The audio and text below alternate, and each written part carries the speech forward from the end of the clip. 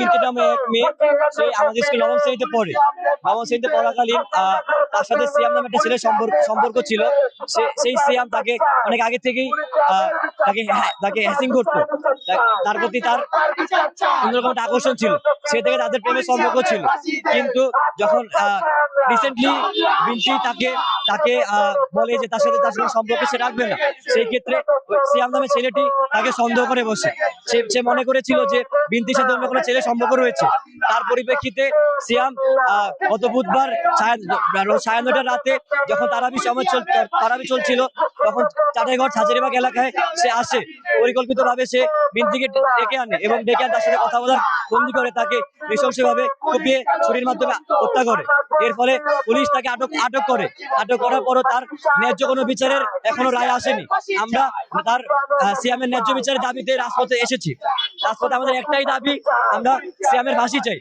কারণ এই সিয়াম অল্প এই বয়সে একজন 14-15 বছর বয়সী মেয়েকে হত্যা করে। সে পুনরায় ছাড়া পাওয়ার পর যে সে পুনরায় কোনো মায়ের মেয়েকে হত্যা করবে না বা অন্য কোনো বিন্দু তার আক্রমণের শিকার হবে না, তার কোনো গ্যারান্টি নেই। তার পরিপ্রেক্ষিতে আমরা আজকে রাজপথে এসেছি। রাজপথে আমরা থাকবো এবং আমাদের দাবি চাওয়া একটাই, আমরা তার ফাঁসি চাই। এই দাবি না মানা পর্যন্ত আমরা রাজপথ ছাড়ছি না। সে বর্তমানে আইন শৃঙ্খলার নিকট আটক রয়েছে, তার বিচার কার্য চলছে। কিন্তু আমরা তার বিচার কার্য একদম সঠিক বিচার চাই, তার ন্যায্য বিচার, যেটা আমরা ফাঁসি চাই। এটাই আমাদের একমাত্র দাবি।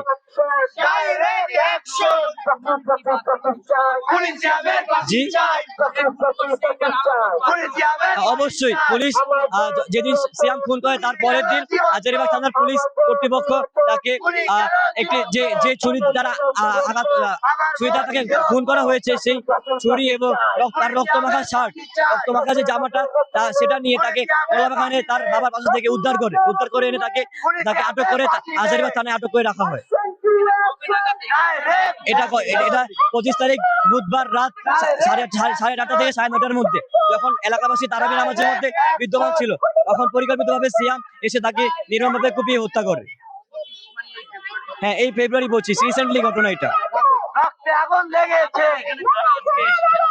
আমরা তার সহপাঠীরা, আমরা এখানে তার সিনিয়ররা আছি, তার জুনিয়ররা আছি, সবাই এসেছি। আমাদের বিদ্যালয়ের মেয়েকে হত্যা করা হয়েছে, এটা আমাদের কর্তব্য, দায়িত্ব। আমরা আমার দায়িত্ব থেকে সরছি না। আমরা তার জন্য আমরা রাজপথে এসেছি।